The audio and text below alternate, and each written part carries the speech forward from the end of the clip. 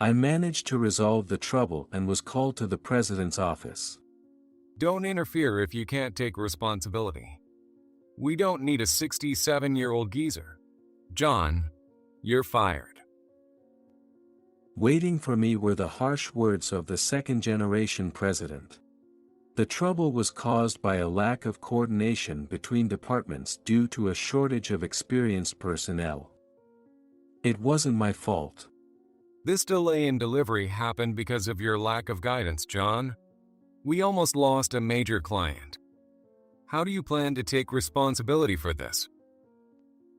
I had intended to devote my remaining efforts to this company, but if the second-generation president deemed me unnecessary, there was nothing I could do. I understand. If you won't listen to my side, then I will resign. Finally, we got rid of the old geezer. As I left the president's office, I heard the second-generation president's laughter. My name is John Mayer, a 67-year-old company employee. I work for a machinery manufacturing company. When I joined this company, it was just after the 1970s recession's wounds had begun to heal. Inflation caused by the sharp rise in oil prices led to a rapid appreciation of the dollar. It was a time when the economy as a whole was showing signs of recovery. The company that was founded back then is this machinery manufacturing company. Machinery manufacturing refers to the equipment used for incorporation or installation in various machines and is essential for making industrial machines. I was unsure which company to work for, but it was Mark, my upperclassman in college, who picked me up. Mark was the president of a company, and in the first year of its establishment, the company consisted of just me and the president. Back then, people used to mock us, saying it was like playing house. The shock of the recession was still lingering, and the company's performance wasn't improving. Still, we worked hard, doing door-to-door sales and rushing to places whenever we heard of new technology, gradually expanding our transactions. While many companies were being absorbed by large corporations during the economic growth, it might have been pure luck that this company survived. But maybe because we worked diligently without taking breaks for holidays, we started to gain more clients. As our client base grew, the number of full-time employees increased, and before we knew it, the company that started with just 2 people had grown to over 500. Now, I work as the factory manager and an executive officer. It's embarrassing to say it myself, but my colleagues and subordinates trust me.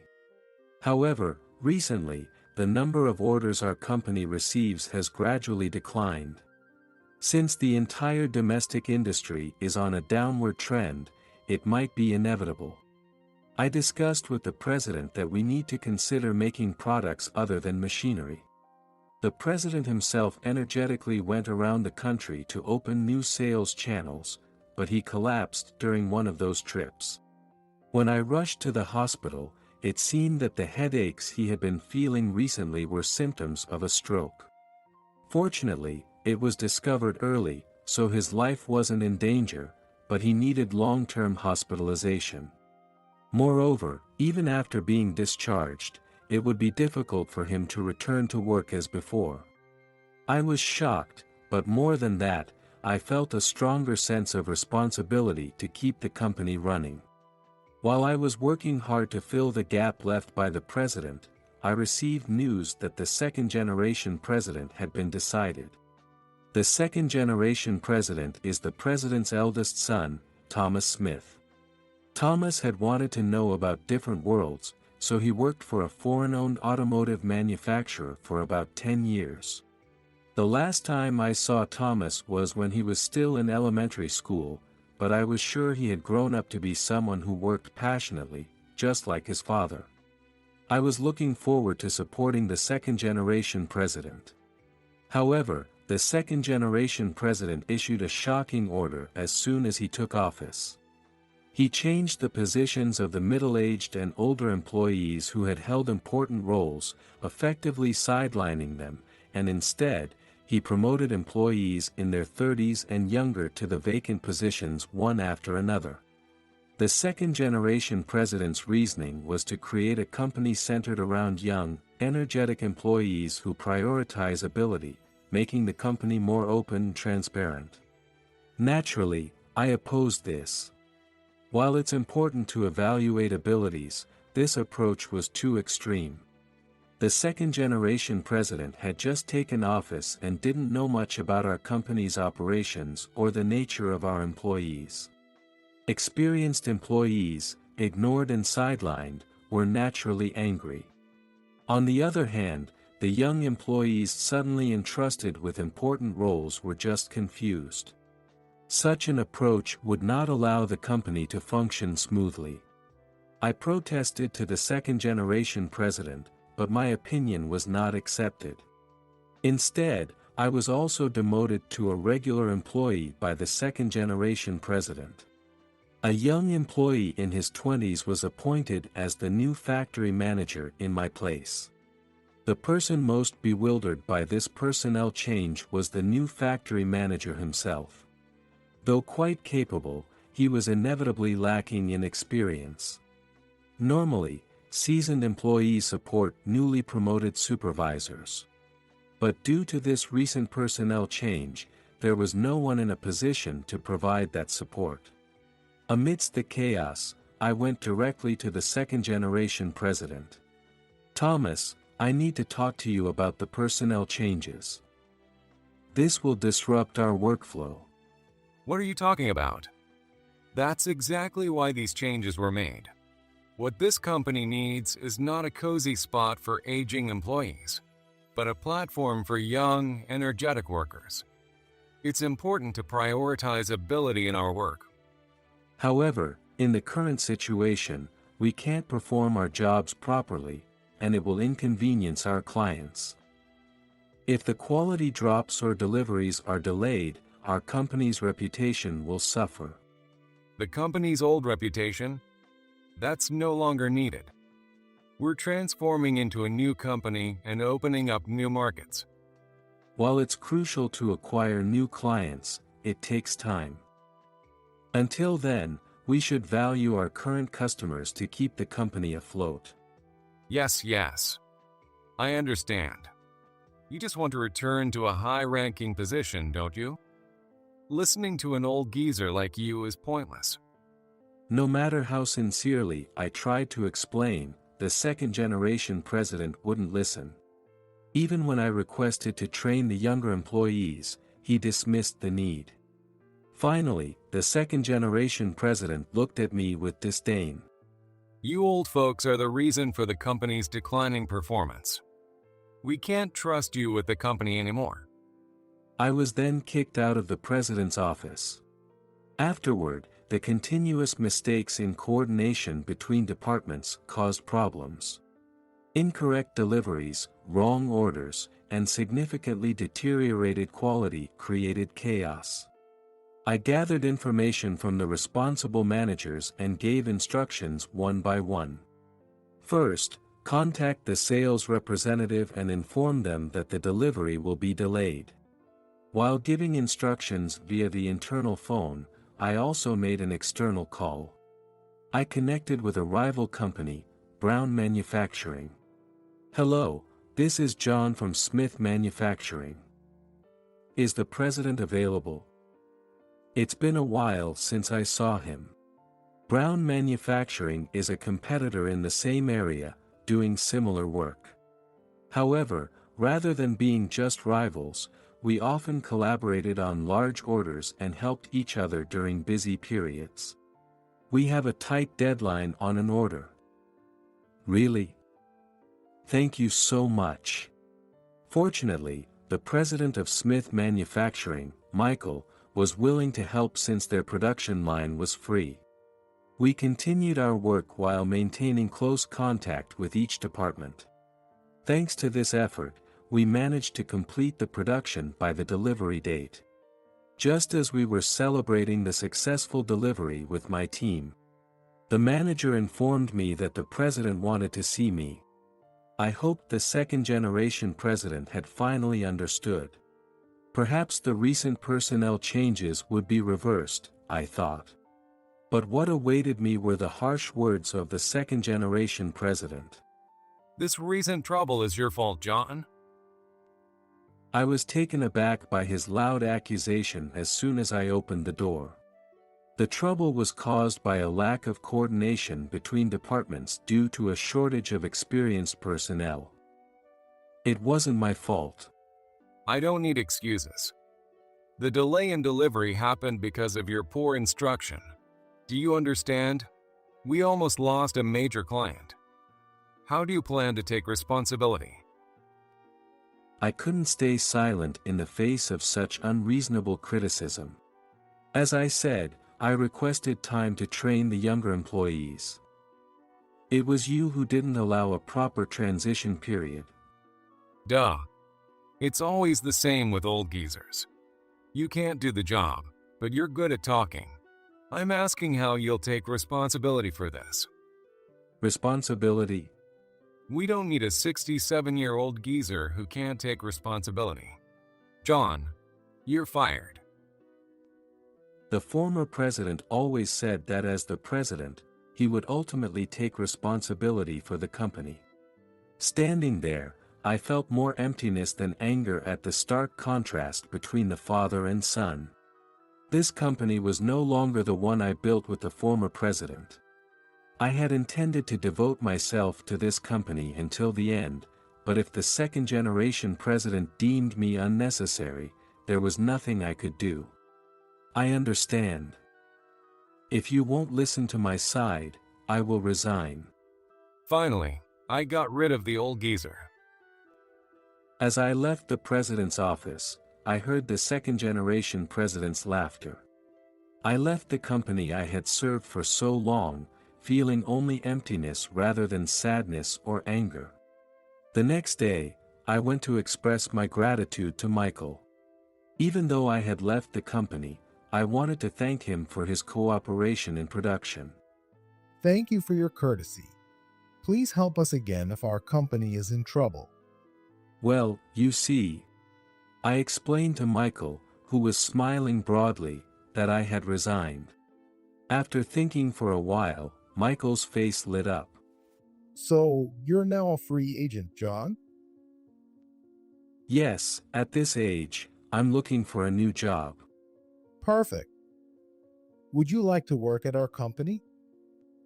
He explained that his company was short-staffed because many experienced individuals had retired. I trust you, John. We've known each other for a long time, even as rival companies. You know this industry inside out. Please come work with us.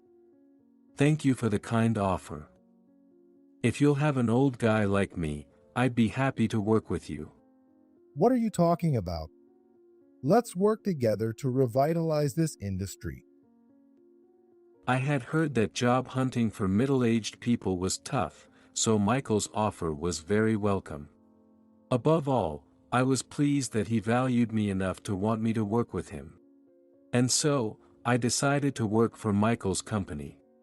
Although we had worked for different companies, we had often collaborated. He had helped me when there was trouble at my previous company, and now I owed him for taking me in at 67. Determined to repay his kindness, I decided to work sincerely for Michael, just as I had before. The nature of the work was almost the same as at my previous company, so I quickly adapted. Many employees already knew me, which helped me feel at home within a month. Before long, Michael himself appointed me as the site manager, which made the job even more fulfilling. While working hard, I noticed something strange. The clients I had from my previous company were now placing orders with my current company as new clients. I decided to ask one of the clients about it. To my surprise, I learned something shocking. Apparently, many experienced employees had left my previous company. With inexperienced young employees running the operations and no old hands to consult, the workplace was chaotic. The same coordination mistakes I had last handled became frequent, and now they couldn't make proper deliveries. Additionally, as older employees retired, the young employees took on all the remaining work, greatly increasing their responsibilities and workloads, turning the workplace into a toxic one. I've heard that even the younger employees are now looking to quit. Naturally, the company can no longer function properly, and even products without coordination issues have seen a significant drop in quality. As a result, they can't meet delivery deadlines and can only produce substandard items, leading to the loss of more and more clients. One of the clients I spoke to said they decided to switch their orders to Brown Manufacturing because they couldn't conduct proper business with my previous company anymore. Hearing how much my previous company's performance had declined pained me deeply. The company I helped build from its early days with the former president was in shambles. But this was all the result of the second-generation president's actions. Being in a competing company in the same industry, I naturally heard more news about my former company. I learned that the second-generation president was quite panicked by the sudden decline in performance. The company wasn't operating as he had expected, and he was lashing out at everyone. One day, I received a call on my cell phone. It was the second-generation president from my previous company. What could he possibly want now? I thought about ignoring it, but he kept calling persistently. My call log was filled with missed calls from him, making it impossible to work, so I reluctantly answered. "Hello, this is John." You can come back now. "Excuse me? What are you talking about?" I said, you can come back to my company. In a panicked and hurried voice, he explained the situation. His explanation matched exactly what I had heard from my former clients. With no experts around, the younger employees couldn't keep up with deliveries. Despite promises of higher pay, employees keep quitting. I felt a sense of resignation, wondering why he was saying this now. "You're the one who said you didn't need an old geezer like me, Thomas. What could you possibly want from me now?" Just say yes. I'll reinstate you as the factory manager and keep your executive officer position. So come back immediately. "I'm sorry, but I work for another company now." That doesn't matter. It's only been a month. Do you really think a company you've worked at for just 1 month is more important than the one you worked for 40 years? The second-generation president tried to convince me loudly, his agitation clear even over the phone. But I had already made up my mind. It was Michael who took me in after I was discarded by my former company. I can't betray his trust. It's just been a month at that company. The gratitude I feel isn't measured by time. Have you forgotten how you treated me? I'm saying I'll forget all that if you come back now. I've said it multiple times, I have no intention of returning to your company. You're a stubborn old man. As I silently thought, "You're the stubborn one," I heard loud laughter behind me. Michael had overheard my conversation with the second-generation president, and spoke to me with an amused look. Indeed, it's important to adapt to the times and change your approach. But you also need the discernment to know what to discard and what's worth keeping. Hearing Michael's voice, the second-generation president snapped at me in frustration. You owe my dad. Normally, old geezers like you would be cut off, but I'll let you stay. If you miss this chance, you'll never come back. As I said, I have no intention of returning. You can keep pushing forward with your young team. That was the plan. But now our company is failing. The young ones lack the grit. They're complaining, saying they wish the older employees were still around. What went wrong? All the past work and client interactions should be documented. So why isn't the work going well? Why do we need the old employees now? Finally, the second-generation president began to cry out in frustration. It seemed that the company's situation was even worse than the rumors I had heard. Yet, hearing him still refer to us skilled employees as old geezers filled me with a mix of dismay and disdain. Michael spoke up again. Gone was the laughter, replaced by a calm, serious tone meant to advise the young president. By dismissing people just because they were old, you got rid of experts the company needed. Now you understand their value. Enough. The second-generation president hung up without waiting for my response. I stared at the phone, now emitting a dial tone. If I had been able to advise him sooner, perhaps things wouldn't have turned out this way.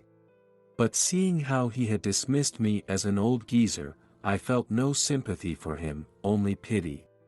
Thus, the company that I and the former president had built from the ground up soon went bankrupt. Despite over 40 years of hard work, it all ended in the blink of an eye. When the former president was around, I thought there was no better company, but a change in leadership made it all fall apart. When I started working, it was a time when many small businesses were going under. Even well-known large corporations were struggling. Afterward, there were periods like the Great Recession, which were tough for businesses. Watching so many companies close, I had grown, but experiencing my own company's demise was incredibly lonely. Later, I heard from colleagues who stayed until the end. It turned out the second-generation president despised the old ways and traditions of the domestic manufacturing industry. Before becoming president, he had repeatedly consulted his father, the former president, who always dismissed his concerns. So, when he became president, he was determined to bring in new ways and restart the company as a globally competitive manufacturing firm. He wanted to develop employees who could fight for the next 30 years and thus focused on younger employees. Despite his resolve, the company went bankrupt, but I still hope he perseveres. He's young and has many chances to try again. After all, the former president and I started that company with just the two of us. Meanwhile, I continue to find fulfillment working under Michael. Michael's favorite phrase is, old lessons, new insights, learning from the past to discover new knowledge. Revisiting and rethinking past lessons and old things to retain the good parts while continuously seeking new technologies and knowledge. Sometimes, Michael's ways seemed unconventional to me. However, his constant pursuit of the new kept the company from stagnating, which I admired. In my previous company, we focused on making industrial machinery parts, but now the electronics industry is booming. Seeing this, Michael ventured into the field of electronic components for electrical equipment. It was a business my previous company never dealt with, but I'm learning and visiting new clients. Even at my age, the excitement of new challenges keeps me going every day. Although I am past retirement age, Michael has asked me to help train the younger generation. I don't mind working with a new president on one more job. With this thought, I head to work today, exchanging smiles with my new